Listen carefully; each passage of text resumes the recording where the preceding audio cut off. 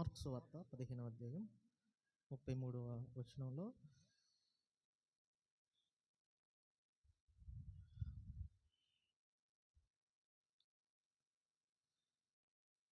మధ్యాహ్నం మొదలుకొని 3 గంటల వరకు ఆ దేశమంతటా చీకటి కమ్మెను. 3 గంటలకు యేసు ఏలోయి ఏలోయి లామా సబక్తాని అని బిగ్గరగా కేకవేశాను. ఆ మాటలకు నా దేవా నా దేవా నన్ను ఎందుకు చేయి విడిచితివి అని అర్థము. సేమ్ ఇదే మాటలు మత్తయి సువార్త 27వ అధ్యాయం 46వ వచనంలో కూడా రాసి ఉంటాయి, చదవవసరం లేదు. అయితే యేసు ప్రభు ఈ మాట ఎందుకు అన్నాడు అని చాలామందికి డౌట్ ఉంటుంది. దేవుడు చేయి విడచడం ఏంటి? సేమ్ యేసు ప్రభు కొన్ని గంటల ముందు సిలువ మరణానికి కొన్ని గంటల ముందు ఏమంటాడు? యోహాను సువార్త 16వ అధ్యాయంలో ఏమని రాసి ఉంటుంది అంటే, ఆయన మరణానికి ఆయన అప్పగింపబడడానికి కొన్ని గంటల ముందు యోహాను సువార్త 16వ అధ్యాయం 32వ వచనం చదవండి ఒకసారి. అయితే యేసు ప్రభు ఇక్కడ ఏమంటున్నారంటే, తండ్రి నాతో ఉన్నాడు కనుక నేను ఒంటరిగా లేను అంటున్నారు. యేసు ప్రభు మరణానికి అప్పగింపబడక కొన్ని గంటల ముందు తండ్రి నాతో ఉన్నాడు కనుక నేను ఒంటరిగా లేను, మీరందరూ కూడా నన్ను విడిచిపెట్టి వెళ్ళిపోతారు అని చెప్పేసి అక్కడ యేసు ప్రభు చెప్పడం జరుగుతుంది. అయితే యేసు ప్రభు మరి సిలువలో ఎందుకు ఆ మాట చెప్పాడు? నా తండ్రి నన్ను నేల చేయి విడిచితివి అని చెప్పేసి. అదే ఈ మాట ఎందుకు చెప్పాడు? అక్కడ నా తండ్రి నాతో కూడా ఉన్నాడు, మీరందరూ విడిచిపెట్టేస్తారు, అయితే నా తండ్రి నాతో ఉన్నాడు అని అన్న మాట ఇక్కడ సిలువ మీద ఉన్నప్పుడు నా తండ్రి నన్ను నేల చేయి విడిచితివిగా ఎందుకు మారింది అని చాలామందికి డౌట్గా ఉంటుంది. ఎందుకు దేవుడు ఆయన్ని చేయి విడిచిపెట్టాడు అనే డౌట్ ఉంటుంది. అయితే 2 కొరింథీయులకు రాసిన పత్రిక 5వ అధ్యాయం 21వ వచనం,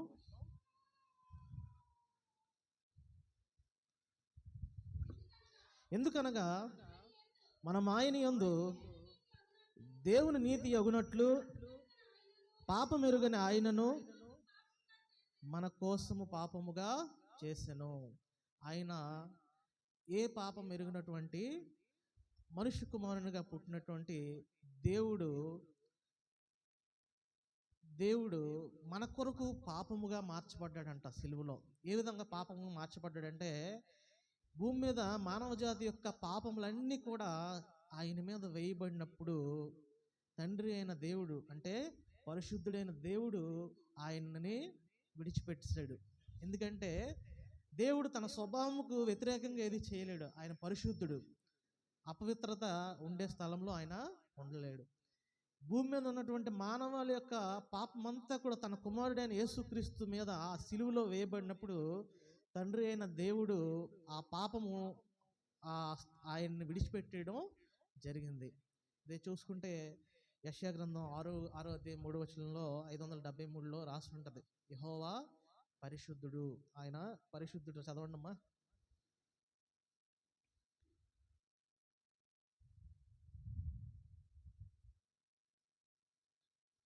యెషయా గ్రంథం 573వ పేజీ 6వ అధ్యాయం 3వ వచనం. వారు సైన్యములకు అధిపతి యెహోవా పరిశుద్ధుడు పరిశుద్ధుడు పరిశుద్ధుడు, సర్వలోకము ఆయన మహిమతో నిండి ఉన్నది. సర్వలోకము ఆయన మహిమతో నిండి ఉన్నది అంటే భూమి మీద సృజించబడిన ప్రతి చెట్టు ప్రతి పుట్ట ఆయన నోటి ద్వారా, ఆయన నోటి మాట ద్వారా, ఆయన శక్తి ద్వారా, ఆయన నోటి మాట శక్తి ద్వారా సృజించబడి ఉన్నాయి. మానవుడిని ఆయన తన స్వహస్తాలతో చేశాడు అనుకోండి. అయితే ఇక్కడ చూసుకుంటే ఆయన పరిశుద్ధుడు. ఆ పరిశుద్ధుడైన దేవుడు ఈ భూమి మీద ఉన్నటువంటి మానవాళి యొక్క పాపమంతా కూడా తన కుమారుని మీద ఆ సిలువలో ఉన్నప్పుడు వేయబడినప్పుడు అతని చేయి విడిచిపెట్టడం జరిగింది. ఎందుకంటే ఆయన పరిశుద్ధుడు. ఆయన పరిశుద్ధతను బట్టి తన కుమారుడి మీద ఉన్న ఆ పాపమును బట్టి ఆ సమయంలో ఆ చేయి విడిచిపెట్టడం జరిగింది. అయితే యెషయా గ్రంథం 57వ అధ్యాయం 15వ వచనం ఒకసారి చూడండి. మహాఘనతను మహోన్నతుడును పరిశుద్ధుడును నిత్య నివాసి అయిన వాడు ఎలాగూ సెలవిచ్చుచున్నాడు, నేను మహోన్నతమైన పరిశుద్ధ స్థలములలో నివసించువాడను, అయినను వినయము గల వారి ప్రాణమును ఉజ్జీవింపజేయుటకును, నలిగిన వారి ప్రాణమును ఉజ్జీవింపచేయుటకును, వినయము గలవారి యొద్దను దీన మనస్సు గలవారి యొద్దను నివసించుచున్నాను. ఇక్కడ చూసుకుంటే ఆయన ఆ, చూసుకుంటే ఆయన పరిశుద్ధ స్థలముల్లో నివసించువాడు. ఆయన ఎక్కడ నివసిస్తాడంటే మహోన్నతమైన పరిశుద్ధ స్థలముల్లో నివసించేవాడు. ఆ మహోన్నతమైన పరిశుద్ధ స్థలముల్లో నివసించువాడు. ఆయన పరిశుద్ధుడు. పరిశుద్ధుడు నిత్య నివాసి అయిన వాడు ఎలా సెలవిచ్చున్నాడు, నేను మహోన్నతమైన పరిశుద్ధ స్థలములలో నివసించువాడను అనేసి ఇక్కడ ఆ తండ్రి అయిన దేవుడు మాట్లాడుతున్నాడు. మాట్లాడుతూ ఇక్కడ అదే యోహాను సువార్తలో చూసుకుంటే యోహాను సువార్త 14వ అధ్యాయం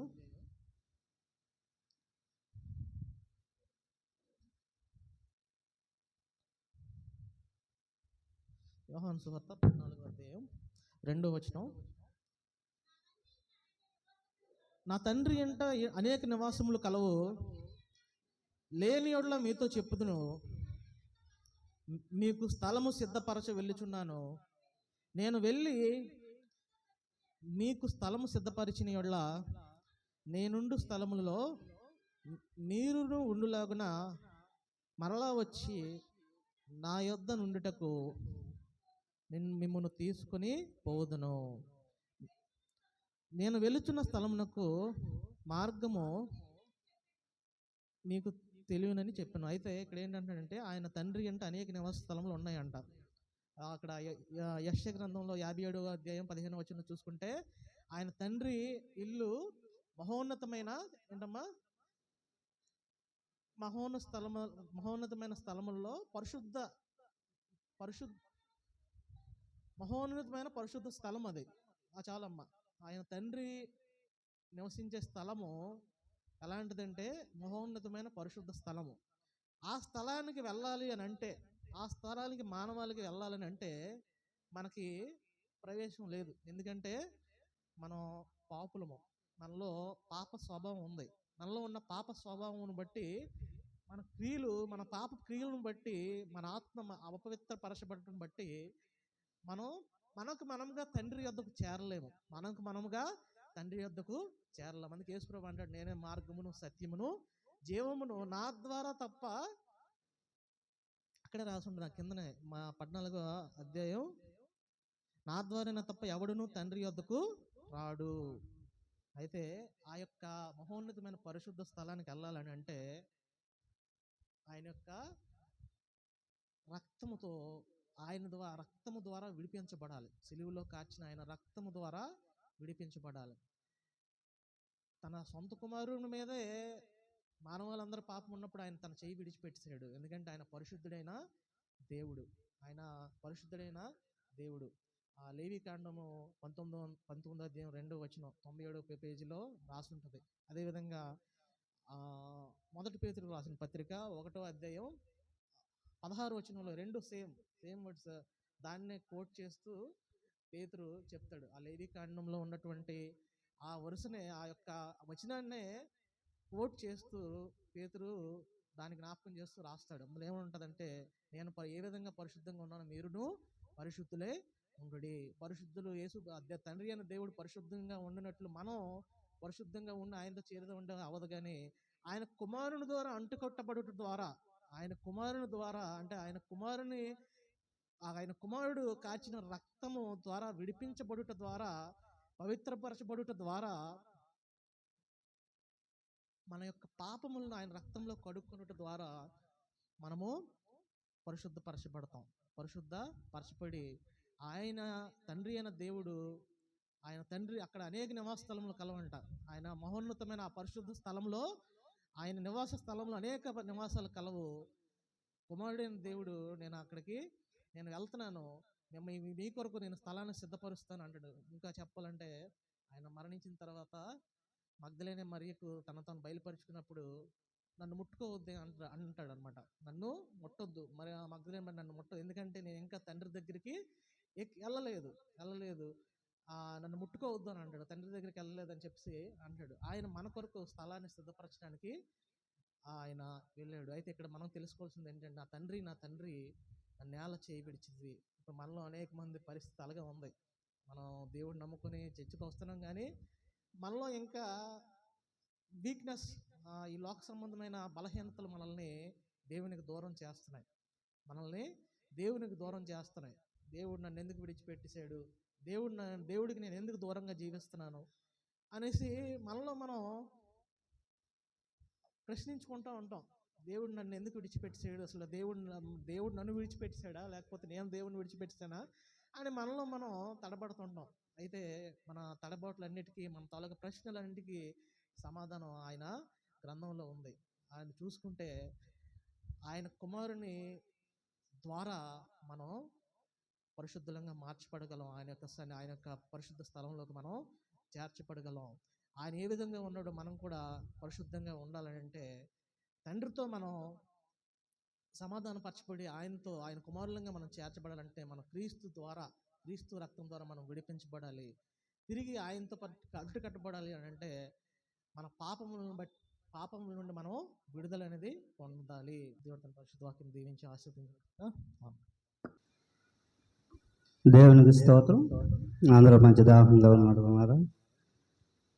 యేసు ప్రభు శిలువలో పలికినటువంటి 5వ మాటగా మనం కొద్దిసేపు జ్ఞానం చేసుకుందాం. యోహాను సువార్త 19వ అధ్యాయము 28వ వచనం నేను చదువుతాను. అటు తర్వాత సమస్తము అప్పటికి సమాప్తమైందని యేసు ఎరిగి, లేఖనం నెరవేరినట్లు నేను దప్పుకొనుచున్నానెను. ఈ వాక్యం మనం చూసినట్లుగా అయితే యేసు ప్రభుకి దాహం వేసిందటండి. చాలామంది అంటారు యేసు ప్రభు దేవుడు కాదు, మనిషి, అందుకే ఆయన సిలువలో ఉన్నప్పుడు దాహం వేసిందని అంటారు. నిజానికి చెప్పుకుంటే ఆయన సంపూర్ణమైన దేవుడు, సంపూర్ణమైన మానవుడు. మనందరి కోసం మానవుడిగా ఈ లోకానికి రావాల్సి వచ్చింది. అయితే యేసు ప్రభు సిలువలో ఉన్నప్పుడు నేను దప్పుకొనుచున్నాను, నాకు దాహంగా ఉంది అన్నప్పుడు అక్కడ ఉన్నటువంటి సైనికులు ఏమిచ్చారంటే చేదు చెరకను ఆయనకి ఇచ్చారు. దేవుడు నీటిని మనకి సృష్టించాడు. చూడండి, మనం ఏదైనా హాస్పిటల్కి ఎక్కడికి వెళ్ళా డాక్టర్ ఏం చెప్తారంటే నీళ్ళు ఎక్కువగా తాగండి అమ్మా అని చెప్తారు. ఏ రోగంతో నువ్వు వెళ్ళా సరే ముందు ఇచ్చేటటువంటి సజెషన్ ఏంటంటే నువ్వు నీళ్ళు ఎక్కువగా తాగండి. అంత మంచినీటిని ఇచ్చినటువంటి దేవుడు దాహంగా ఉందంటే సైనికులు ఏమిచ్చారమ్మా? చేదు చెరకను ఇచ్చారు. చూడండి, ఆ మాట ఉంటుంది మార్కు సువార్త 15వ అధ్యాయము 23వ వచనం. ఎవరైనా త్వరగా చదివితే త్వరగా ముగించుకుందాం. మార్కు 15:23.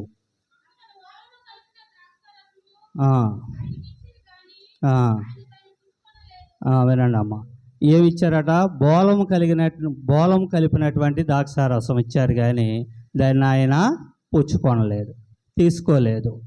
ఎందుకంటే బోలము అన్నది మెడిసిన్కి సంబంధించింది.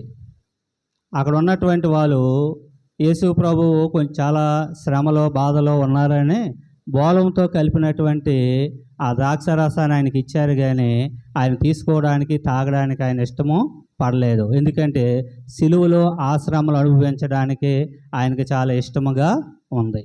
అర్థమైందండి. రెండవదిగా యేసు ప్రభు గారి దప్పిక ఏమై ఉంది, ఎందుకు నాకు దాహం వేస్తుందని మాట్లాడి ఉన్నారు.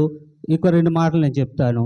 మత్తయి సువార్త చూడండి 25వ అధ్యాయము 35వ వచనం ఒకసారి చదివితే ఆయన దప్పిక ఏటో దాహం ఏటో మనము చదువుకుందాం.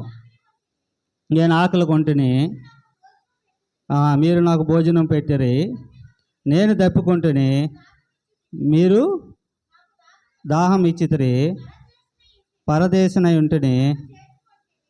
చాలమ్మా, 40కి వెళ్ళిపో, 40 వచనంకి వెళ్ళిపో.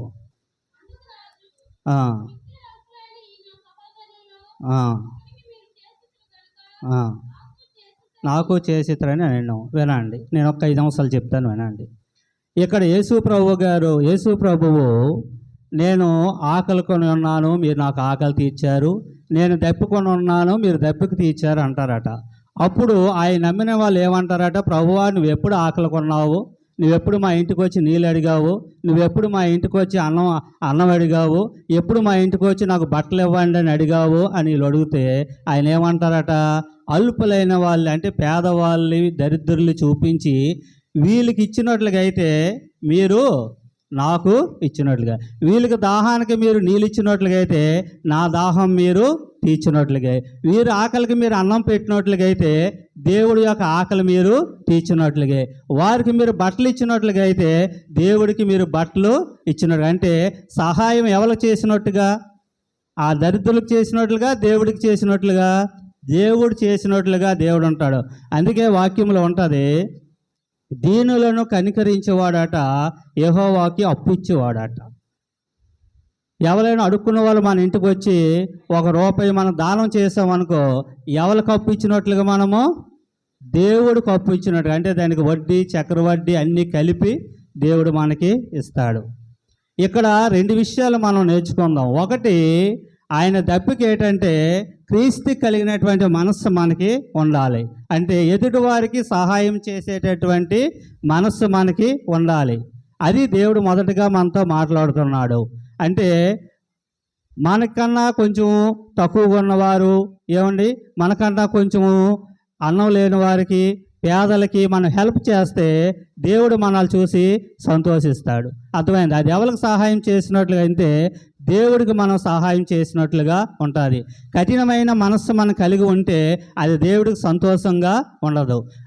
వీళ్ళు చూసి కొంచెము బాగోలేని వాళ్ళు చూసి మనం అసహించుకున్నట్లుగా, చేతరించుకున్నట్లుగా, వయసు అయిపోయిన వాళ్ళు చూసి కూడా కొంతమంది చూడండి అత్తమామలు ప్రేమించలేని వారుగా ఉంటారు, కొంతమంది తల్లిదండ్రులు ప్రేమించలేని వారుగా ఉంటారు. బైబిల్ మందిరానికి వచ్చి ప్రార్థన చేస్తారు, ఎక్కి ఏడు చేస్తారు, ప్రభువా ప్రభువా అంటారు. కానీ ఇంటికి వెళ్ళి ఆ ప్రేమను వాళ్ళ యొక్క రిలేటివ్స్ మీద, అంటే వాళ్ళ తల్లిదండ్రుల మీద కానీ, వాళ్ళ యొక్క అత్తమామల మీద కానీ, వాళ్ళ ఇంట్లో ఉన్న పెద్దోళ్ళ మీద కానీ, ఇంట్లో వాళ్ళ మీదే పెద్ద ప్రేమ వాళ్ళు చూపించరు. అలాంటి మనస్సు దేవుడికి ఇష్టమైనటువంటి మనస్సు కాదు. ఎవరైనా ఆకలి ఉంది లేదా దాహం కావాలని అడిగితే గసిరేస్తారే వెళ్ళిపో, నువ్వు ఎప్పుడు వచ్చేవేటని చాలా చిరాకు అయిపోతారు. దేవుడికి అటువంటి మనసు ఇష్టము ఉండదు. ముందుగా ఏ మనసు మనకు ఉండాలంటే ఎదుటి వాళ్ళని ప్రేమించే మనస్సు మనకి ఉండాలి. వాళ్ళకి మనం సహాయం చేస్తే ఎవరికి మనం సహాయం చేసినట్లుగా దేవుడికి మనము సహాయం చేయాలి. నేను ఒక డబ్బులు లేనివాడికి ఆకలి అవుతుందని ₹10 నేను ఇచ్చాను అనుకో, ఆ ₹10 ఎవరి అకౌంట్లో పడతాయి? దేవుడి అకౌంట్లో పడతాయి. మనుషులకు అప్పిస్తే తిరిగి ఎవరేమో, కానీ దేవుడికి మనం అప్పిస్తే అది తిరిగి వడ్డీతో సహా దేవుడు మనకి ఇస్తాడు. మొదటగా ఏం నేర్చుకోవాలంటే మన ఎదుటి వారికి సహాయం చేసే మనస్సు మనకి ఉండాలి. ఎదుటి వాళ్ళు చేదరించుకొని దూషించుకొని వచ్చి మన దేవుడి మందిరంలో ఎంత ప్రార్థన చేసినా అది దేవుడికి అంత అంగీకారము. ఫస్ట్ ఏం మారాలి? మన మనస్సు మారాలి. రెండవది యోహాను సువార్త చూడండి, వాక్యం ముగిస్తాను. 4వ అధ్యాయము 7వ వచనం ఒకసారి చదవండి. యోహాను సువార్త 4వ అధ్యాయము. అక్కడికి రాగా యేసు, ఇది మనం చాలాసార్లు విన్నాం.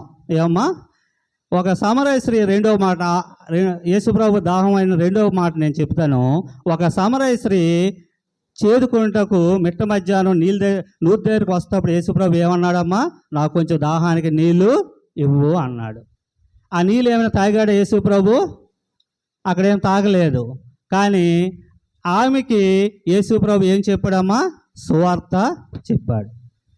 ఆమెకి సువార్త చెప్పినప్పుడు ఆమె ఏం చేసింది? ఊర్లోనికి వెళ్ళి ఊర్లో ఉన్న వాళ్ళందరినీ పిలుచుకొని వచ్చింది. ఊర్లో ఉన్న వాళ్ళందరికీ యేసుప్రభు గొప్పతనాన్ని చెప్పింది. యేసుప్రభు ఎంత మంచి దేవుడో చెప్పింది. తను చేసింది తను సిగ్గుపడలేదు, కానీ తను చేసిన దాన్ని ఒక సాక్ష్యంగా వాళ్ళందరికీ చెప్పింది. ఎప్పుడైతే ఆమె ఆత్మల విషయంలో భారం కలిగి ఉందో, ఆమె చెప్పినటువంటి సాక్ష్యాన్ని బట్టి చాలామంది యేసుప్రభు దగ్గర రావడమే కాదు, యేసుప్రభుని ఆ ఊరిలో ఉండిపోమని 2 రోజులు కూడా వేడుకున్నారు, నువ్వు ఉండిపో అని. రెండో అర్థం, ఆ దాహానికి తీర్చడానికి రెండో అర్థం ఏంటంటే మన ఆత్మల విషయంలో భారం కలిగిన వారిగా ఉండాలి. దేవుడి మాటలు మనం వినిన తర్వాత ఆ మాటలు ఎదుటి వాళ్ళ మీద పనిచేసే విధంగా ఉండాలి. అర్థమైందా? పలానా ఆవిడ దేవుడు నమ్ముకుంది, అని ఆవిడ సాక్ష్యం మనం వినే విధంగా ఉండాలి. అర్థమైందా? అలాగా ఉండి అనేకుల కోసం ప్రార్థించినప్పుడు మనం దేవుడి దాహాన్ని తీర్చడం కూడా తీర్చేవారంగా ఉంటాం. చూడండి, అదే అధ్యాయం 31 వచ్చిన ఒక చదవండి. అదే అధ్యాయం 4వ అధ్యాయమే 31. భోజనం చేయమని ఆయన వేడుకొనిరి. అందుకు ఆయన, భుజించుటకు మీకు తెలియని ఆహారం నాకున్నదని ఆయన వారితో చెప్పగా. దేవుడి యొక్క ఆహారం ఏటమ్మా? ఓ సమరాశ్రీ ఆ ఊరు వాళ్ళందరినీ మార్చేసింది. దేవుడికి కడుపు నిండిపోయింది. ఆయన శిష్యులు వచ్చారు, ప్రభువా మంచి భోజనం నీకు తెచ్చాం, తినండి అంటే ఆయన తిన్నారా? మీకు తెలియని ఆహారము నాకు ఉంది. ఆయన ఏ విషయాల్లో సంతోషించేవారుగా ఉన్నారు, ఏ విషయంలో ఆయన యొక్క దాహాన్ని మనం తీర్చేవారుగా ఉన్నాం, ఏ విషయంలో ఆయన కడుపు నిండే స్థితిలో ఉంచేవారుగా మనం ఉన్నాం, ఏ విషయంలో ఆయన సంతోషపెట్టేవారిగా మనం ఉన్నామంటే, ఒకటి మనం కనికరం గలవారిగా ఉండాలి ఎదుటి వాళ్ళ మీద. అర్థమైందా? మనం దగ్గర వాళ్ళు అవ్వచ్చు, వేరే వాళ్ళు అవ్వచ్చు, కనికర పడేవారిగా ఉండాలి. 2, ఆత్మల విషయంలో భారం కలిగి ప్రార్థించేవారిగా మనము ఉండాలి. ఈ విధంగా మనం ఉన్నప్పుడు ఆయన యొక్క దాహాన్ని తీర్చేవారుగా మనం ఉంటాము, ఆయన ఆకలి తీర్చేవారుగా ఉన్నాము. దేవుడు కూడా అనేక మందిని స్వస్థపరిచి, అనేక మందిని బాగు చేసి, అనేక మంది రక్షణలోనికి తీసుకొచ్చి తన తండ్రి చిత్తాన్ని నెరవేర్చాడు. ఎందుకు యేసు ప్రభు భూమి మీదకు వచ్చారో అదంతా నెరవేర్చి తండ్రి అయిన దేవుడిని సంతోషపెట్టాడు. అలాగే మనల్ని కూడా దేవుడి లోకంలో ఉంచి రక్షించినప్పుడు మన తండ్రి ఎలాగ జీవించాడో మనము కూడా అలాగ జీవించినప్పుడు మన విషయంలో కూడా దేవుడు ఎంతగానో సంతోషిస్తాడు. దేవుడి కొద్ది మాటలు దీవించును గాక. ఆమేన్. దేవుని నామానికి మహిమ కలుగును గాక. అవకాశం ఇచ్చిన దైవ సేవకులకి నా హృదయపూర్వక వందనాలండి. 6వ మాటగా మనం చదువుకునే దానికంటే ముందు చిన్న ప్రార్థన చేసుకుందాం. అందరూ తల్లు వంచి కళ్ళు మూసుకున్నట్లయితే ప్రార్థన చేసుకుందాం. పరిశుద్ధాత్ముడా, మీకు వందనాలు చెల్లించుకుంటున్నాం. అల్పులము, అయోగ్యులము, ఏ అర్హత యోగ్యత లేనటువంటి వారం తండ్రి, నీ సన్నిధానంలో తండ్రి నీవు మా కొరకు మరణిస్తే మేము సజీవంగా ఉన్నాం అయ్యా. నువ్వు మా పాపాలను కడగడానికి అయ్యా, మమ్మల్ని రక్షించడానికి నువ్వు మరణమైపోయి ఉన్నావు తండ్రి. దేవానికి స్తోత్రం చెల్లించుకుంటున్నాం. ఏ యోగ్యత లేదు తండ్రి, మా నోటిని బూరుగా నువ్వు వాడుకొని మర్మమైన విషయాలను తెలియజేసి అనేక మందికి తెలియని విషయాలు గుండెల్లోనికి దిగినట్లుగా తండ్రి మీరు మాట్లాడమని బ్రతిమలాడుకుంటూ ఉన్నాం. ఈ యొక్క భయంకరమైన గొడ్డు దినాలలో ఏది మాతో సూటిగా మాట్లాడుతుందో తండ్రి మేము ఎదురు చూస్తూ ఉన్నాం. మీ కార్యములు జరిగించుకొని సమస్త మహిమ మీరు పొందుకోనమని యేసు నామములో అడిగి వేడుకుంటున్నాం తండ్రి. ఆమేన్. ఈ సిలువ ప్రయాణంలో 6వ మాటగా యోహాను సువార్త 19వ అధ్యాయం 30వ వచనం చదువుకుందామండి. యేసు ఆ చిరక పుచ్చుకొని సమాప్తమైనదని చెప్పి తల వంచి ఆత్మను అప్పగించెను. హల్లెలూయా. మీరు ఇప్పటికీ చాలా గంటల సేపు దేవ సన్నిధానంలో మీరు కూర్చొని ఆలకించి ఉన్నారండి. నేను అందరూ చెప్పిన రీతిగా కాకుండా కొత్త విషయాలు మీకు చెప్పాలని ఆశపడుతూ ఉన్నాను. మీలో చాలా ఆసక్తి కనిపిస్తుంది. మీ మధ్యలో చాలామంది మీరు ఉపవాసం ఉండి దేవుని సన్నిధానంలో వచ్చి ఉన్నారన్నట్లుగాని మీ మొహం నీరసంగా ఉంది. మీరెంత మాత్రం నీరసంగా ఉండొద్దు. దేవుడు మన కొరకు మరణించారు. మనం పొందవలసిన శ్రమ ఆయన పొందారు కాబట్టి సంతోషంగా ఉండమని చెప్పను, కానీ నీ ముఖంలో వెలుగు కనిపించాలి, నీ ముఖంలో పరిశుద్ధాత్మ కనిపించాలి. ఆ రీతిగా మనం ఉండాలంటే దేవుడు మన కొరకు ఎందుకు మరణించాడో మనం తెలుసుకోవాలి. ఈ యొక్క పరిశుద్ధ గ్రంథంలో యేసుక్రీస్తు ప్రభువారి పోస్ట్ మార్టం రిపోర్ట్ ఉంది. ఎంతమందికి తెలుసు? తెలియదు కదా మనకి. పోస్ట్ మార్టం రిపోర్ట్ ఆయన చనిపోక ముందే, యేసుక్రీస్తు ప్రభువారు చనిపోక ముందు 2000 సంవత్సరాల క్రితమే యేసుక్రీస్తు ప్రభువారి పోస్ట్ మార్టం రిపోర్ట్. ఒక మనిషి చచ్చిపోకుండా పోస్ట్ మార్టం చేయగలమా? చేయలేం కదండి. ఆ మనిషి చచ్చిపోతే ఆ మనిషిని కోసి తాగాడా, లేదా తిన్నాడా, లేదా పాయిజన్ ఎక్కించారా, లేదా ఎందుకు చనిపోయాడు అని చెప్పి ప్రతి అవయవాన్ని కోసి, లేదా యాక్సిడెంట్ అయితే యాక్సిడెంట్, బలంతాన చనిపోతే, సూసైడ్ చేసుకొని చనిపోతే ఎందుకు చనిపోయాడు అని ప్రతి అవయవాన్ని కోసి తర్వాత చెప్తారు. దాన్ని మళ్ళీ కొడతారనుకోండి.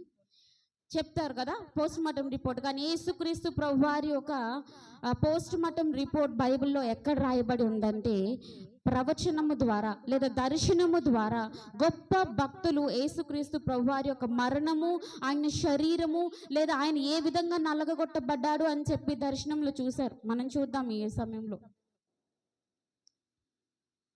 యెషయా 23వ అధ్యాయము మీరు చదవద్దు, అధ్యాయం అంతా ఇంటికి వెళ్ళిన తర్వాత మీరు చదవండి. చదివినట్లయితే యేసుక్రీస్తు ప్రభు వారి యొక్క పోస్ట్ మార్టం రిపోర్ట్ మీకు కనిపిస్తుంది. కొన్ని లైన్స్ మాత్రం మీరు చదవండి. 2వ అధ్యాయం చదవండి. 53వ అధ్యాయం 2వ వచనం నుంచి చదవండి. లేత మొక్కవలెను,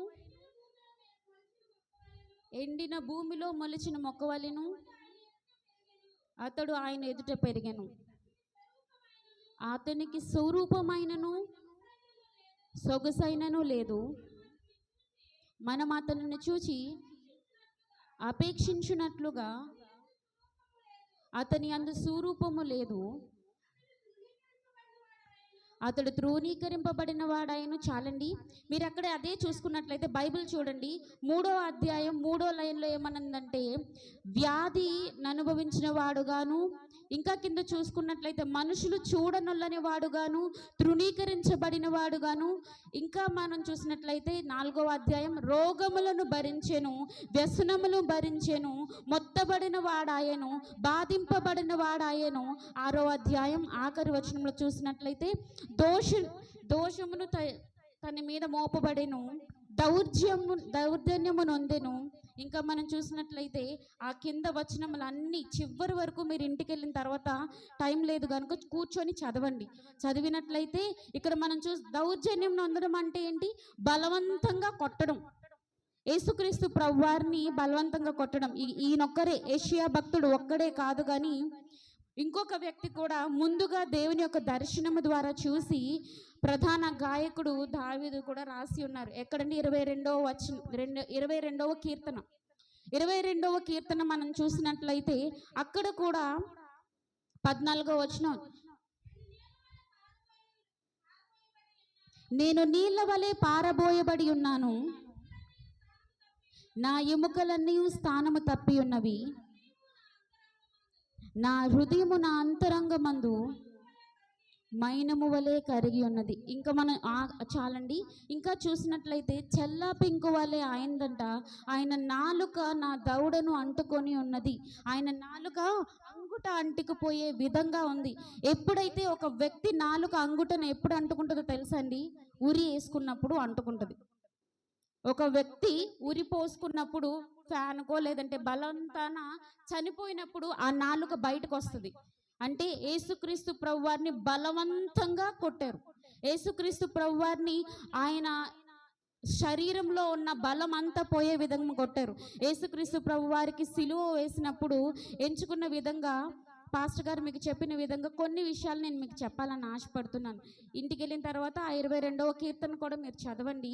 అంతేకాదు కానీ యేసుక్రీస్తు ప్రభువారిని ఈ విధంగా శ్రమ పెట్టినప్పుడు ఆయన శరీరంలో దొరికినవి కొన్ని, లేదా ఆయన ఏ విధంగా కొట్టారు అనేది కొన్ని శ్రమ కాలంలో ఆయన పొందినవి కొన్ని మీకు చెప్పాలని ఆశపడుతున్నానండి. యేసుక్రీస్తు ప్రభువారిని నిలువగా అడ్డగా ఉన్న సిలువ మీద పడుకోబెట్టి ఉన్నారు. పడుకోబెట్టినప్పుడు ఆ వ్యక్తిని నిటారుగా పడుకోబెట్టి 3 మేకుల మీద ఆయన నిలవబెట్టారు కదా. 3 మేకుల మీద నిలవబెడితే 85 కేజీలు ఉన్నారు యేసుక్రీస్తు ప్రభువారు. 85 కేజీలు ఉన్న వ్యక్తి నిలువుగా నిలబెడితే మేకులు 3 మేకులతో ఆగుతాడా? ముందుకు పడిపోతారు కదా.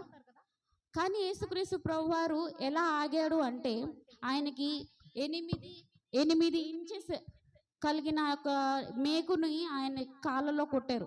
అది కొట్టి ఈ విధంగా వంచారంట. ఎలా అంటే ఒక కాలు మీద ఒకటి పెట్టారు. మనం చాలాసార్లు చూసుకున్నట్టయితే కాథలిక్ చర్చెస్లో యేసుక్రీస్తు ప్రభువారు అది చిత్రమును గీసి చాలా సోగ్గా తయారు చేసి పెట్టి ఉంచుతారు. అక్కడక్కడక్కడ మచ్చలు ఉన్నట్టు, లేదంటే కాలు రెండు దగ్గర పెట్టేసి నిటారుగా నించొని మంచిగా ఇలా చేతులు చాచి ఉన్నట్టు. యేసుక్రీస్తు ప్రభువారిని అలా ఉంచలేదండి. ఆయన చేతిలో 3 అంగుళాల మేకు దిగగొట్టి లోపలికి పెట్టి అవతలున్న చెక్క అవతలికి మేకొస్తే ఆ మేకుని ఇలా తిప్పారంట. దేనికి? ఆ వ్యక్తి ముందు పడిపోకూడదు. అంతేకాదు కానీ కాళ్ళ 2 కాళ్ళు ఒక కాళ్ళ మీద ఒక కాళ్ళు పెట్టి కాళ్ళ పైన మేకు కొడితే ఒక కాళ్ళలో నుంచి రెండో కాళ్ళలోకి దిగి ఆ కిందన్న చెక్క మీదకి దిగి తర్వాత దాన్ని వంచారు. అంటే ఎంత కష్టాన్ని అనుభవించారో కదా. ఒక్కసారి ఇమాజిన్ చేసుకుంటే, లేదంటే మనం ఊహించుకుంటేనే గుండె తరుక్కుపోతుంది కదా. అలాంటి పరిస్థితుల్లో ఉంటే యేసయ్యకి 17 ముళ్ళులు ఉన్న ముళ్ళ కిరీటాన్ని తయారు చేశారు. పచ్చి ముళ్ళు అనుకోండి, కొడుతూ ఉంటే వంగిపోద్ది కదా. భయంకరంగా ఎండిన ముళ్ళు గుచ్చుకుంటే ఎంత సలుపు లేదంటే మంట నొప్పి వస్తుందో మీకు తెలుసు. ఎందుకంటే చాలామంది పని చేసిన వారు ఉన్నారు. ఎంతమందికి ఇక్కడ ముళ్ళు గుచ్చుకుంది చెయ్యొద్దండి. మనకి గుచ్చుకున్న ముళ్ళు మహా అయితే చాలా చిన్నది, లేదంటే ఇంత పొడవు ఉండొచ్చు. కానీ యేసుక్రీస్తు ప్రభువారికి ఆయన తలలో పెట్టిన ముళ్ళు 17 ముళ్ళులు, ఒక్కొక్కటి కూడా 3 అంగుళాలు ఉందంట ఒక్కొక్క ముళ్ళు. అది పెట్టి దాన్ని ఊరికే ఉంచేయలేదు, కర్రతో కొట్టారు. కొడితే దిగింది లోపలికి. 3 అంగుళాలంటే సుమారుగా ఇంత పొడవున్న మేకులు 17 మేకులు తల చుట్టూతా కొట్టి దించారు. ఎంత భయంకరమో కదండి. మనం ఆనందించాల్సింది కాదు, మనం ఆయన శ్రమను గుర్తు చేసుకుంటే మన కళ్ళంట నీళ్లు తిరగాలి. నిద్రపోవడానికి కానీ, భోజనం చేయడానికి కానీ, లేదంటే సంతోషంగా ఉండడానికి కూడా అర్హత లేదు మనకి. ఎందుకంటే ఆ శ్రమ నువ్వు నేను అనుభవించాల్సింది. అవునా? మన పాపం వల్లనే కదా యేసుక్రీస్తు ప్రభువారిని సిలువలో వేశారు. ఓకే, ఇలా మనం చూసుకున్నట్లయితే యేసుక్రీస్తు ప్రభువారు మోసిన సిలువ 150 కేజీలు. ఎంత బరువు అండి? 150 కేజీలు బరువుని 3.5 కిలోమీటర్లు ఆయన భుజం మీద వేసుకొని 3.5 కిలోమీటర్లు నడిచారంట. మనలాగా తార్ రోడ్డు సాఫ్ట్గా లేదు. ఒకవేళ ఇజ్రాయెల్ దేశం మీరు ఎప్పుడైనా వెళ్ళినా, లేదంటే నెట్లో కొట్టి చూడండి, మీరు యూట్యూబ్లో కానీ వాటిలో మీరు కొట్టి చూడండి. ఇజ్రాయెల్ ప్రాంతం అంతా ఎలా ఉంటుందో తెలుసా అండి? ఎత్తు పల్లాలుగా ఉంటుంది. ఏమాత్రం స్ట్రైట్ రోడ్డు ఉండదు. వారు ఇప్పటికీ కూడా రోడ్లు వేయలేదు, అంతా రబ్బీస్ రోడ్డు. మనం వెళ్ళి గనక ప్రాంతాలు చూడాలి అనుకుంటే మన కాళ్ళు ముడుకులు నొప్పులే. ఎందుకంటే మనం తినే ఫుడ్లో అంత శక్తి లేదు. యేసుక్రీస్తు ప్రభువారిని చనిపోయిన ప్లేస్ చూడడానికి కానీ, పుట్టిన ప్లేస్ చూడడానికి కానీ వెళ్తే ఆ ఎత్తు పల్లాలు ఎక్కి దిగి వచ్చిన వాళ్ళందరికీ కాళ్ళ నొప్పులు వచ్చేస్తూ ఉంటాయి. ఆ స్థలం అలా న్యాచురల్గానే ఉండాలి. ఆయన ఎలాంటి ప్రదేశంలో తిరిగారో, ఎలాంటి ప్రదేశంలో మరణించారో, ఎలాంటి ప్రదేశంలో ఆయన సేవ చేశారో అలాగే చూడాలి. మనకి తెలియాలని ఆ ప్రాంతాన్ని ఎవరు కూడా రీమోడల్ చేయలేదు, అలాగే ఉంచారు. దేవుని చిత్తమైతే మనకు ఆయుష్ ఉంటే, ఆయన ఆర్థిక సహాయం చేస్తే వెళ్ళడానికి ఇష్టపడండి. అక్కడికి వెళ్ళి ఆ ప్రాంతం ద్వారా మీరు ఆశీర్వదించబడండి. ఆ ప్రాంతంలో అడుగుపెట్టిన వారు ధన్యులు. ఆ యొక్క 150 కేజీలున్న బరువు సిలువను పట్టుకొని 3.5 కిలోమీటర్లు ఒక్క బింది కనుక ఇక్కడి నుంచి అక్కడికి మోసామనుకోండి నడుము నొప్పి వచ్చేస్తుంది. మహా అయితే 10 బిందులు మోసామనుకోండి అయిపోతాం. ఈ రోజు నీళ్ళు ఎక్కువ మోసేసినట్టే మనం, అంతేనా? అలాంటిది 150 కేజీలు బరువున్న ఆ యొక్క సిలువను ఆయన భుజం మీద మోపబడితే పక్క నుంచి కొరడాలతో కొడుతూ ఉంటే, పక్కనే ఒక పక్క ముళ్ళ కిరీటం గుచ్చబడి రక్తం చిందించబడుతూ ఉంటే, దూషిస్తూ ఉంటే, ఉమ్ము వేసి ఆయన్ని అపహసించి ఎక్కిరించి బంతులాడారంట ఆయన్ని. అంటే కాళ్ళతో తన్నేరు, చేతులతో గుద్దేరు, పిడిగుద్దులు గుద్దారు ఆయన్ని. అసహ్యంగా మాట్లాడారు. నువ్వు రాజువా? నువ్వు గొప్పవాడవా? నువ్వు నిజంగానే మనుషులు బ్రతికించిన వాడవా?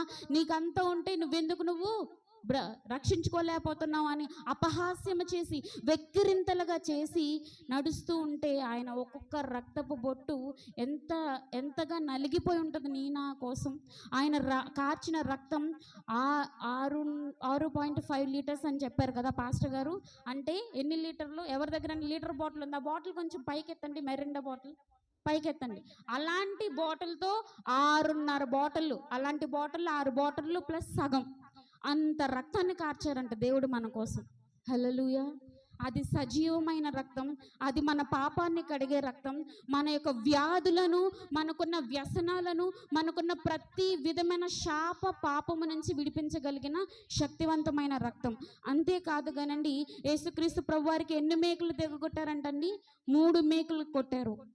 యేసుక్రీస్తు ప్రభువారు ఎంత హైట్ ఉంటారో తెలుసా? 5 అడుగుల 11 ఇంచెస్ ఉంటారు. అంటే 1 ఇంచు తక్కువ 6 అడుగులు ఉంటారు ఆయన బరువు 85 కేజీలు. యేసుక్రీస్తు ప్రభువారు ఎంతసేపు శ్రమ పొందారు అంటే, సాయంత్రం 6 గంటల నుంచి 6 గంటల వరకు ఆయన శిలువ ప్రయాణంలో ఉన్నారు కదండి. మొత్తం 17 గంటలు ఆయనకి ఒక్క నీటి చుక్క కూడా వాళ్ళు అందించలేదు. భోజనం కానీ ఎలాంటి శ్రమలో ఉన్నారు, ఆయన ఆకలితో ఉన్నారు. ఎన్ని గంటలండి? 17 గంటలు. 17 ముళ్ళు ఆయన తలలో గుచ్చబడిని. 5480 గాయాలు ఆయన శరీరం మీద ఉన్నాయి. ఎన్ని గాయాలండి? 5000కు పైగా. గుర్తుపెట్టుకోండి, 5000కు పైగా గాయాలంటే మనం లెక్క పెట్టలేము కూడా. అసలు ఆ మనిషి ఏ రూపంలో ఉంటాడు, చెయ్యి ఎలా ఉంటుంది, కాలు ఎలా ఉంటుంది కూడా గుర్తుపట్టలేము. అంతేనా? అన్ని దెబ్బలు ఉంటాయి. ఒక వ్యక్తికి యాక్సిడెంట్ అయ్యి ఒకవేళ మొహం ఇలా లేచిపోతే, పీక సెపరేట్ అయితే ఆ వ్యక్తి ఎవరో కూడా గుర్తుపట్టలేరు. లేదా మొహం నుజ్జు అయిపోయింది అనుకోండి, ఆ వ్యక్తిని గుర్తుపట్టలేరు. అలాంటిది 5000కు పైగా ఆయన ఒంటి మీద గాయాలుంటే ఆ వ్యక్తి ఎంత భయంకరంగా ఉంటారో కదా చూడడానికి. ఎంత రక్తసిద్ధం అయిపోయి ఉంటారు కదా ఆ వ్యక్తి చూడడానికి. అంతేకాదు కానీ లోతైన గాయాలు, అంటే ఇటు నుంచి పొడిస్తే అటు నుంచి రావాలన్నమాట. ఒక బల్లం ఇటు నుంచి పొడిస్తే వెనక వైపుకి రావాలి. అలాంటి గాయాలు 150 గాయాలు ఉన్నాయంట, లోతైన గాయాలు. అంతేకాదు కానీ మన కొరకు 6.5 అంటే 6.5 లీటర్ల రక్తమును ఆయన మన కొరకు చిందించారు. హల్లెలూయా. దేవుడు ఇంతగా మన కొరకు నలిగిపోవడానికి మనలో ఏముందండి? కంపు కొట్టే శరీరం, ఎందుకు పనికిరాని ఆలోచనలు, దేవునికి ఇష్టం లేని అయిష్టమైన జీవితం మనలో ఉంది. ఇలాంటి వారి కోసమా దేవుడు చనిపోయింది? దేవుడు ఈ మాటను పలకకు ముందు యేసుక్రీస్తు ప్రభువారు ఇంత శ్రమను అనుభవిస్తే, నాకు ఇచ్చిన 6వ మాట ప్రకారం నేను దాన్ని చిన్నగా వివరించి ముగిస్తానండి. ఏమని రాయబడి ఉందండి అక్కడ? యోహాను సువార్త 19:30లో యేసు ఆ చిరకను పుచ్చుకొని సమాప్తమైనదని చెప్పి తల వంచి ఆత్మను అప్పగించను. నాకు ఇచ్చిన మాట 6వ మాట సమాప్తమైనది. ఏమి సమాప్తమైనది? యేసుక్రీస్తు ప్రభువారు శిలువ మీద ఉంటే ఏమి సమాప్తమైందని ఆయన పలికారు అంటే, ధర్మశాస్త్రం. ధర్మశాస్త్రానికి సమాప్తి అయి ఉన్నాడు యేసుక్రీస్తు ప్రభువారు. రోమా 10:4లో మీరు చూసినట్లయితే అక్కడ స్పష్టంగా రాయబడి ఉంటుంది. ధర్మశాస్త్రానికి సమాప్తి అంటే ధర్మశాస్త్ర ప్రకారం లేదా అబ్రహాం కాల ప్రకారం మనం చూసుకున్నట్లయితే కంటికి కన్ను, పంటికి పన్ను, ఇంకా పాపానికి వచ్చే జీతం ఏంటండి? మరణం. నువ్వు తప్పు చేస్తే ఆ తప్పుకి నువ్వు శిక్ష అర్హుడవు, వెంటనే ఆ శిక్ష నీ మీదకి వస్తుంది. ఇంకా భయంకరమైన పాపం చేస్తే చంపబడతావు, చచ్చిపోతావు కూడా. అంత భయంకరమైన పాపం అది. ఎంత భయంకరమైన తీర్పో కదా. వెంటనే మరణం అనేది భయంకరమైన తీర్పు. అభయ చట్టం జరిగి అంతకుముందు ఆ అమ్మాయిని భయంకరంగా దుండగులు పాడు చేసి చంపేస్తే వెంటనే చంపారండి. ఎంతకాలం వాళ్ళని పట్టుకుంటానికి కొంతకాలం, పట్టుకున్న తర్వాత జాలి చూపించింది కొంతకాలం, వాళ్ళ పేరెంట్స్ వదిలేశారు కదా అని వదిలేయడం కొంతకాలం, అందరూ చల్లారిపోయారు కదా ఇప్పుడు ఎందుకని కొంతకాలం చంపారా? లేదు. దేవుడు మనల్ని ఏ యుగంలో ఉంచాడో తెలుసా అండి? కృపాయుగంలో ఉంచారు. అంటే యేసుక్రీస్తు ప్రభువారు దేనికి సమాప్తి అయి ఉన్నాడంటే, నీవు చేసే పాపాన్ని క్షమించడానికి సమాప్తి అయి ఉన్నాడు. నువ్వు చేసే ప్రతి ఒక్క భయంకరమైన వ్యసనాలకి, నువ్వు చేసే దొంగచాటుగా చేసే ప్రతి దానికి ఆయన సమాప్తి అయి ఉన్నాడు. అందుకని మన ఇష్టం వచ్చినట్లు మనం చేయొచ్చా? చేయకూడదు. దేవుడు మనకి అనుగ్రహించే ప్రతి ఆజ్ఞను మనం అనుసరించినప్పుడు మాత్రమే పరలోక రాజ్యానికి లేదా దేవుని కుమారులు కుమార్తెలు అనబడడానికి మనం వారసులుగా ఉంటాం. అంతేకాదు కానీ ప్రతి ప్రవచనానికి ఆయన సమాప్తి చెప్తున్నారు. ఎందుకు సమాప్తమైందంటే యెషయా ద్వారా, దావీదు ద్వారా, అనేకమైన మీకా ప్రవక్త ద్వారా దేవుని యొక్క పుట్టుక కోసం కానీ, మరణం కోసం కానీ భయంకరంగా వాళ్ళు ఎన్నో యొక్క దర్శనాలు, ప్రవచనాలు చూసి తట్టుకొని వాటన్నిటినీ కూడా ఈ పరిశుద్ధ గ్రంథంలో లిఖించారండి. వాటన్నిటినీ నెరవేర్పు జరిగినాయి కదా.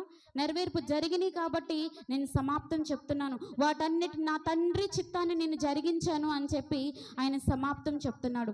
అంతేకాదు కానీ పాపానికి కూడా యేసుక్రీస్తు ప్రభువారు సమాప్తం చెప్తున్నాడు.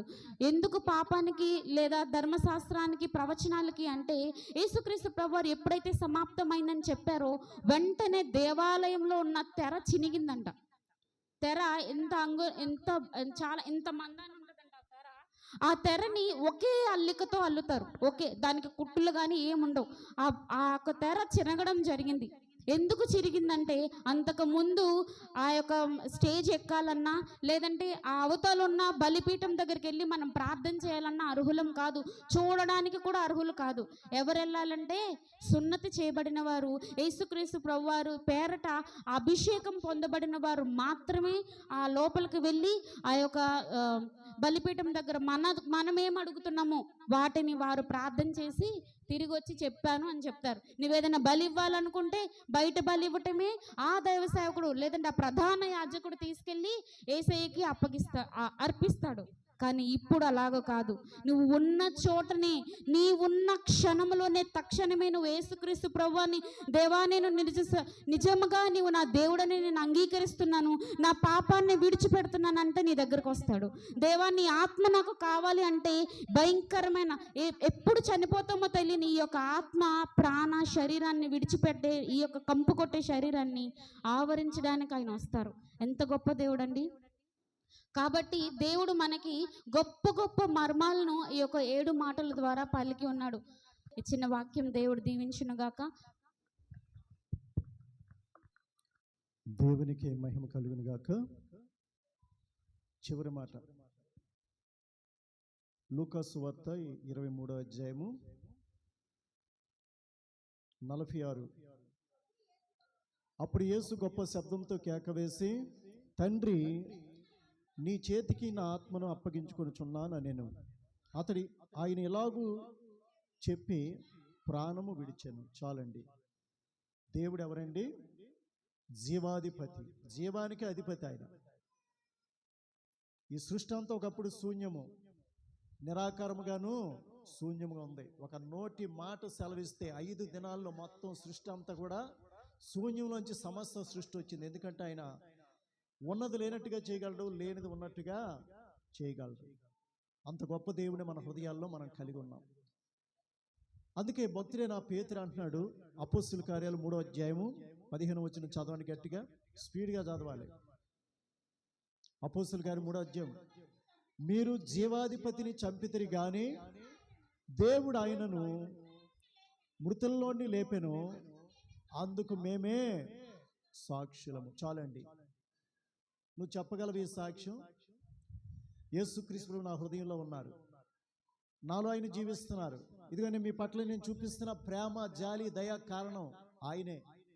మీ పట్ల నేను కలిగి ఉన్న పరిశుద్ధత, పవిత్ర, నీతి, యథార్థత, సత్యం కలిగి ఉండడానికి ఆయన నాలో ఉండబట్టే.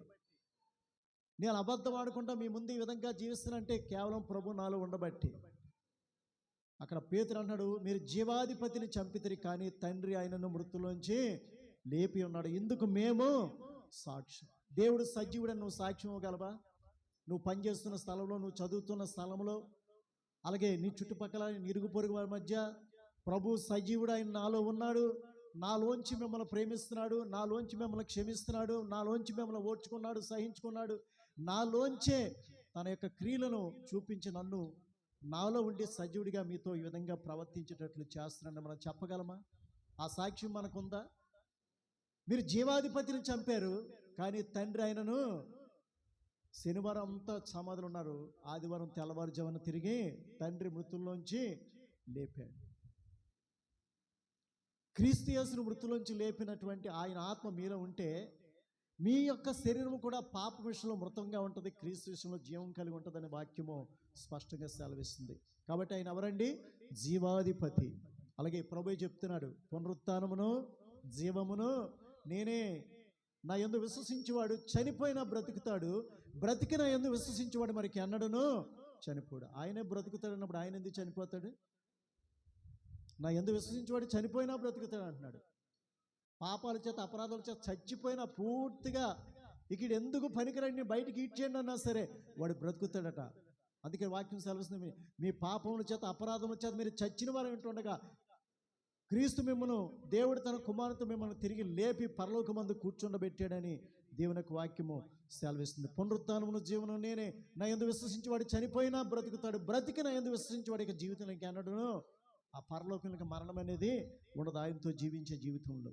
దేవుని స్తోత్రం. అలాగే స్టెఫన్ కూడా చెప్తున్నాడు చూడండి, అపోస్తలుల కార్యం 7వ అధ్యాయము 59, 60 వచనాలు చదవండి. అపోస్తలుల కార్యం 7వ అధ్యాయం 59, 60 వచనాలు స్పీడ్గా చదవాలి. అతడు ప్రభువునకు మొరపెడుచు, యేసు ప్రభువా నా ఆత్మను చేర్చుకొనమని స్టెఫను పలుకుచుండగా వారు అతనిని రాళ్లతో కొట్టిరి.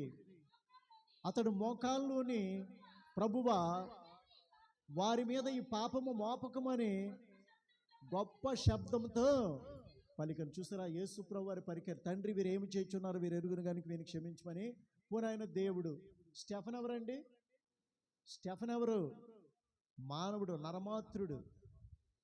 స్టెఫను ఆత్మతోనూ కృపతోనూ బలముతో నింపబడ్డాడట.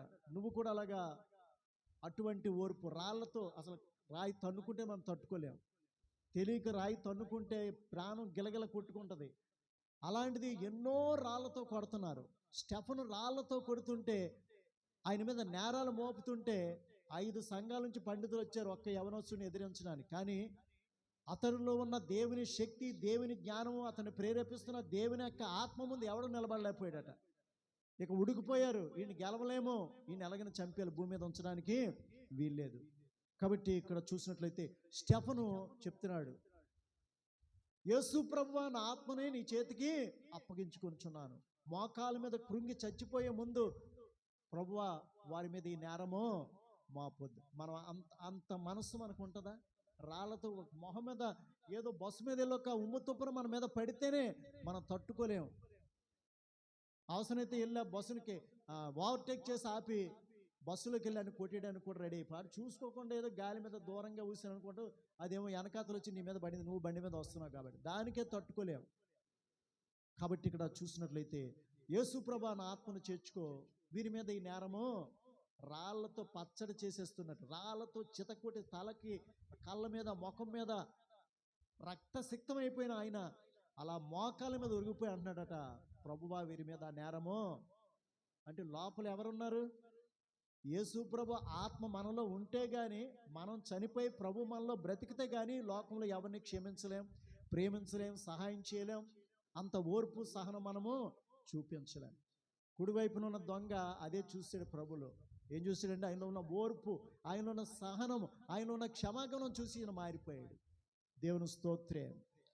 అలాగే చూసినట్లయితే మరి యెహోవా భక్తుల మరణం ఆయన దృష్టికి విలువగలదు. ఒక లోకమంతా సంపాదించేసుకొని తన ప్రాణాన్ని పోగొట్టుకొని నష్టపరుచుకొని నరకానికి వెళ్తే దేవునికి సంతోషమా? దేవునికి ఆనందమా? ఎవరి మరణం దేవునికి సంతోషం, ఎవరి మరణం దేవునికి ఆనందం, ఎవరి మరణం దేవునికి ఘనత కలిగిస్తుంటే యెహోవా భక్తుల మరణం ఆయన దృష్టికి విలువగలది. మన మీద ఉన్న ప్రేమతో చూడండి, తన ప్రాణాన్ని కూడా లెక్క చేయలేదు. కాబట్టి నిన్నెవరు ప్రేమించాలి? నువ్వెవరిని ప్రేమించాలి? తన ప్రాణాన్ని, తన శరీరాన్ని, తన రక్తాన్ని, తన సింహాసనాన్ని, తన దేవదూతలు, తనకున్న మహిమను, ఘనతను, ప్రభావాన్ని ఆయన ప్రేమించలేదు. మట్టి పురుగు, పాపివి, దుర్మార్గుడు, దుష్టుడు, అపవిత్రులమైన, అసహ్యులమైన మనల్ని అంత ప్రేమిస్తున్నాడు. అంటే నీ ఆత్మ ఎంత విలువైనదో ఒకసారి అర్థం చేసుకో. ఆత్మానుసారంగా జీవిస్తున్నావు నువ్వు? ఆత్మకు ఆహారం పెడుతున్నావు, రోజు వాక్యం చదువుతున్నావు, నువ్వు ప్రార్థన చేస్తున్నావు, నువ్వు దేవునికి నీ మనస్సు, హృదయము, శరీరము ఒక బలియాగం నువ్వు అర్పించుకున్నావా? ఇవన్నీ లేకుండా నువ్వు క్రైస్తవుడు అయితే నీకు మిగిలింది సున్నే, ఏముండదు. కాబట్టి నీ కొరకు తన సమస్త వైభవాన్ని విడిచిపెట్టి, తన జీవితాన్ని, దేవుడికి ఉండే భాగ్యాన్ని విడిచిపెట్టి తను తాను రిక్తునిగా చేసుకున్న, మరణం పొందినంతగా, శిలువ మరణం పొందినంతగా తను తాను తగ్గించుకున్న ఆ ప్రభువే నీకు నిజమైనటువంటి దేవుడు, ఆయనే నీకు నిజమైన ప్రేమికుడు, ఆయన నిజమైనటువంటి రక్షకుడు, నిజమైన జీవం అనే సత్యాన్ని మనము తెలుసుకొని ఆ జీవాన్ని మనం హత్తుకొని ఉండాలని, అలా హత్తుకున్నట్లయితే ఇహ సంబంధమైన పర సంబంధమైన ఆశీర్వాదాలతో మన కుటుంబం సంతోష ఆనంద సమాధానాలతో నెమ్మదితో నింపబడతానని దేవుని యొక్క వాక్యము సెలవిస్తుంది. అదే 10వ అధ్యాయము 11వ వచనం. నేను గొర్రెలకు మంచి కాపరిని, మంచి కాపరి తన గొర్రెల కొరకు తన ప్రాణమును పెట్టును. 14-15 వచనాలు. నేను గొర్రెలకు మంచి కాపరిని, తండ్రి నన్ను ఎలాగెరిగనో, నేను తండ్రిని ఎలాగెరుగుదునో అలాగే నేను నా గొర్రెలను నేను ఎరుగుదును, నా గొర్రెలు కూడా అవి నన్ను ఎరిగి నన్ను వెంబడించును. మరియు నేను గొర్రెల కొరకు నా ప్రాణం పెట్టుచున్నాను. సరే, ఓకే. ఈ దొడ్డువి కానంటే అన్యజనాంగం అనమాట. అప్పుడు ఏంటంటే ఆ నశించిన ఇశ్రాయేలు 12 గోత్రాల వరకు వారి కోసం వచ్చాడు ప్రభు. కానీ ఏంటంటే ఈ దొడ్డివి కానివంటే మనం అనమాట, అన్యజనాంగం. మన ఇశ్రాయేలు జనాంగం 12 గోత్రాల గోత్రం కాదు మనది. ఈ దొడ్డివి కానీ వేరే గొర్రెలు ఉన్నాయి, వాటి కోసం కూడా నేను ప్రాణం పెడుతున్నాను. అప్పుడు మందొకటి కాపరు ఒకడే అవుతాడని ఇక్కడ ప్రభు స్పష్టంగా సెలవిస్తున్నాడు. దేవుని స్తోత్రం. యేసు ప్రభు వారు మరి సిలువలో చివరి మాట ఏంటంటే, ఇంకా శరీరధారిగా ఉన్న జీవితం ఇంకా ముగిసిపోతుంది. శరీరధారిగా తను వచ్చి చేయవలసిన పనంతా కూడా ఆయన చేసేసాడు, పూర్తి అయిపోయింది. ఇప్పుడు విజయోత్సాహంతో ఆయన విన్నర్ అయ్యాడు కాబట్టి గొప్ప పెద్ద శబ్దం చేసి కేక వేస్తున్నాడు. చూడండి, ఎవరైనా గెలిచినప్పుడు పెద్ద కేరింతలు కొడతారు కదా. క్రికెట్ గెలిచినప్పుడు గ్యాలరీలు అందరూ లేచిపోతారు, పరిగెట్టుకుంటూ వెళ్ళిపోతారు వాళ్ళ అమ్మాయిని హత్తుకోవడానికి. అలాగే వాళ్ళు గెలిచినటువంటి టీం వచ్చి ఆ వికెట్లు పట్టుకొని పారిపోతున్నారు, పెద్ద కేకలు బబ్బులు. అలాగే యేసుప్రభువు కూడా ఈ ప్రపంచంలో ఉన్నటువంటి మనుషులందరి తరపున ఆయన విజయాన్ని సాధించి పెద్ద శబ్దంతో కేక వేసి, ఈ ప్రపంచంలో ఉన్నటువంటి సాతాను కానీ వాడి దురాత్మ శక్తులు నా పాదాల కింద తొక్కివేశాను, నేను విజయశీలుడిని, జయశీలుడిని అని చెప్పి ఆయన విజయోత్సాహంతో పెద్ద కేక వేసి ఏమంటున్నాడు చూడండి. అప్పుడు యేసు గొప్ప శబ్దంతో కేక వేసి, తండ్రి నీ చేతికి నా ఆత్మను అప్పగించుకొనుచున్నానను. ఆయన ఇలాగూ చేసి తన ప్రాణమును విడిచెను. వెంటనే చాలా పెద్ద భూకంపం వచ్చింది, బండలు బద్దలైపోయాయంట, సమాధులు తెరవబడ్డాయి. సమాధులు అంతకుముందు ఉన్న పరిశుద్ధులందరూ లేచి ఆ పరిశుద్ధ పట్టణంలో వారు తిరిగినట్లుగా అనేక మంది చూశారట. అంతేకాకుండా దేవాలయం, పరిశుద్ధ స్థలానికి అతి పరిశుద్ధ స్థలానికి మధ్యలో ఉన్న దేవాలయం 2గా చిరిగిపోయిందని, ఇక ఎవరైనా సరే అతి పరిశుద్ధ స్థలమైనటువంటి దేవుని సంధికి డైరెక్ట్గా, ఎంత ఘోర పాపైనా సరే మధ్యవర్తులు లేకుండా డైరెక్ట్గా వెళ్ళొచ్చు, డైరెక్ట్గా ఎవరికారే పశ్చాత్తాపడవచ్చు, కన్నీరు కార్చవచ్చు. విరిగి నలిగిన హృదయంతో మన పాప దోషాలు ఒప్పుకొని విడిచిపెట్టినట్లయితే ఆయన నమ్మదగిన వాడు, నీతిమంతుడు కనుక ఆయన మన పాపములను క్షమించి సమస్త దుర్నీతి నుండి మనలను పవిత్రులుగా చేయను. ఆయన వెలుగులో ఉన్న ప్రకారము మనము వెలుగులో నడిచిన ఎడల మనం ఆయనతో అన్యోన్య సహవాసం కలవని ఉంటాం. అప్పుడు ఆయన కుమారుడైన యేసు రక్తం ప్రతి పాపము నుండి మనలను పవిత్రులుగా చేయనని దేవుని యొక్క వాక్యము స్పష్టంగా సెలవిస్తుంది. మరి యేసు ప్రభువు శరీరధారిగా ఆ యొక్క శిలువ మీద చివరి ఘట్టము ఆయన ప్రాణం విడిచేట, తలవాల్చి ప్రాణం విడిచేట. విడిచే ముందు తండ్రి నీ చేతికి నా ఆత్మను అప్పగించుకొనిచున్నాను. మనల్ని ఎవరైనా చెప్పగలమా? ఓ పాట ఉంటుంది, ఆఖరి గడి ఒకటి మన జీవితంలో అని. ఆఖరి గడి ప్రతి ఒక్కరికి ఉంటుంది. ఆఖరి గడిలో నువ్వు ఎలాగుంటావు? అమ్మో మరణం మరణం, అమ్మో నేను పాతాళానికి వెళ్ళిపోతాను, నరకానికి వెళ్ళిపోతానని భయంతో చేస్తామా? లేదంటే సంతోషంగా ఆనందంగా, తండ్రి ఇదిగో నువ్వు నాకు ఇచ్చిన రక్షణ, నాకు ఇచ్చిన మారు మనసు, నాకు ఇచ్చిన ఉద్యోగం, నాకు ఇచ్చిన ఆత్మీయతను బట్టి ఇదిగో నీ చేతికే నా ఆత్మను అప్పగించుకుంటున్నాను. చనిపోయే ముందు చాలా గలిబిలవుతుంటాం, ఊపిరి సరిగా అందదు, షుగర్ డౌన్ అయిపోద్ది, బీపీ డౌన్ అయిపోద్ది. ఆ స్థితిలో ఇక ఏంటంటే గలిబిలి అయిపోతాం. కానీ ప్రభు మన హృదయం ఉంటే దేని విషయంలో కూడా గలిబిలవు. కాకపోతే ఒక్కసారి తన భార్యను తన పిల్లల కళ్ళ ముందు చూసుకోవాలనుకోండి. ఎందుకంటే ఇంతవరకు మీ మధ్యన శరీరధారిగా ఉన్నాను, ఇప్పుడు ఆత్మస్వరూపం మారబోతున్నాను, ఒక్కసారి మీరు కనిపించండి అని అంటారు. అంతేగాని ఏమీ తెలియనటువంటి నిరీక్షణ లేని వారైతే, అరే బాబా అలా పొలాలు జాగ్రత్త, అలా పశువులు జాగ్రత్త, అలా డాక్యుమెంట్స్ జాగ్రత్త, ఆ వెండి బంగారాలు జాగ్రత్త, వీడు వెళ్ళేది అయితే ఏసీ రూమ్లోకి వెళ్తున్నట్టు. ఎక్కడికి వెళ్తాడండి? క్షణం తీరుకుండదు. వీడేదో శ్రేష్టమైన స్థలానికి వెళ్ళిపోతున్నట్టు ఈ భూమి మీద ఉన్న ఇంకా అలా ఆస్తి జాగ్రత్త, ఐశ్వర్యం జాగ్రత్త, అలా పిల్ల జాగ్రత్త, జల జాగ్రత్త అని చెప్పేసి చెప్తాడు. వీడు వెంటనే కళ్ళు మూయగానే అక్కడ నిచ్చిన అరకాగ్ని తోసివేయబడి 6 అగ్నిగుండంలో పెద్ద పెద్ద కేకలు బొబ్బలేసి ఏడుస్తూ పళ్ళు కొరుస్తూ కటిక చీకట్లో వీడు నలిగిపోయే స్థితి ఉందని వీడికి తెలియదు. దేవుని స్తోత్రే. కాబట్టి దీపం ఉంటుండగానే ఇల్లు చక్కబెట్టుకోవాలి, ప్రాణం ఉంటుండగానే ప్రభునామ నీకు ఇచ్చిన మారు మనసు, నీకు ఇచ్చిన బాప్తిసం, నీకు ఇచ్చిన ఆ సంస్కారం చాలా పవిత్రమైనది. దాన్ని చాలా చక్కగా నువ్వు కొనసాగించుకుంటూ ప్రభువుని హత్తుకొని జీవిస్తే మనం సజీవులుగా జీవిస్తాం. ప్రభువులో మనం సజీవులుగా ఉండే స్థలానికి మనము కొనుక్కోబడతాం. తర్వాత అరిమతేయ యోసేపు అనే నీతిమంతుడు, సజ్జనుడు, వారు చేస్తున్న దాన్ని అంతటికి కూడా వ్యతిరేకంగా బాధపడుతున్న ఒక వ్యక్తి ఉన్నాడు. అది చాలా ధనవంతుడు, ఆయన నీతివంతుడు, సజ్జనుడు. తన కోసం తొలిపించుకున్నటువంటి కొత్త రాతి సమాధి ప్రభువుకి ఏర్పాటు చేశాడు. పిలాతు దగ్గరికి వెళ్ళాడు, గవర్నర్ దగ్గరికి వెళ్ళి, అయ్యా మీరు చేయవలసిందంతా చేసేసారు కదా, ఇక ఆ దేహాన్ని నాకు ఇప్పించండి అని వెళ్ళి కోరుకొని ఆ దేహాన్ని శిలువ నుంచి దించి శుభ్రమైన నారవస్త్రాలతో చుట్టి మరి సుగంధ పరిమళ ద్రవ్యాలు పూసి తన కోసం సిద్ధపరుచుకున్నటువంటి క్రొత్త తోటలో, క్రొత్త సమాధిలో ప్రభు అయిన యేసుక్రీస్తు ప్రభు యొక్క మృతదేహాన్ని పెట్టినట్లుగా చూస్తున్నాం.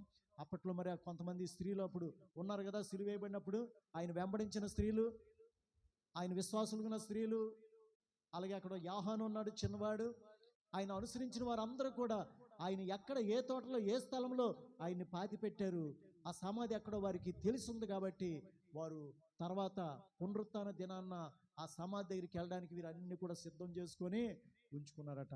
దేవుని స్తోత్రే. యేసు ప్రభు సజీవుడా, సమాధి అయిపోయి సమాధిలో ఉన్నాడా? సజీవుడైన దేవుడు ఇప్పుడు ఎక్కడున్నాడు? సజీవుడైన దేవుడు ఎక్కడున్నాడు అంటే, నువ్వు మారు మనసు పొందితే నువ్వు ఇప్పుడు బాధపడుతున్నావు కదా, అయ్యో ఇన్ని దెబ్బలా. ప్రభు ఏం చెప్తున్నాడు? యెరూషలేము కుమార్తెలారా, నా కోసం అడవకండి, నేను జీవాధిపతిని. వీళ్ళు ఎన్ని చిత్రహింసలు చేసినా, నా ఒంట్లో ఉన్న రక్తం అంతా పోయినా, నా కొన ఊపిరిపోయినా, వీళ్ళెవ్వరు నన్ను ఏం చేయలేరు. తిరిగి 3వ దినాన్ని మృత్యువుని జయించి లెగుస్తాను. మీకోసం, మీ పిల్లల కోసం ఏడిస్తారు. మారు మనసు పొందితే మీలోకి వచ్చే ఆత్మస్వరూపుడిగా నేను జీవిస్తాను. ఆనాడైతే నక్కలకు బొరియలు ఉన్నాయి, ఆకాశ పక్షులు గుళ్ళు ఉన్నాయి, మనిషి కుమారునికి తలవాల్చుకోవడానికైనా స్థలం లేదు.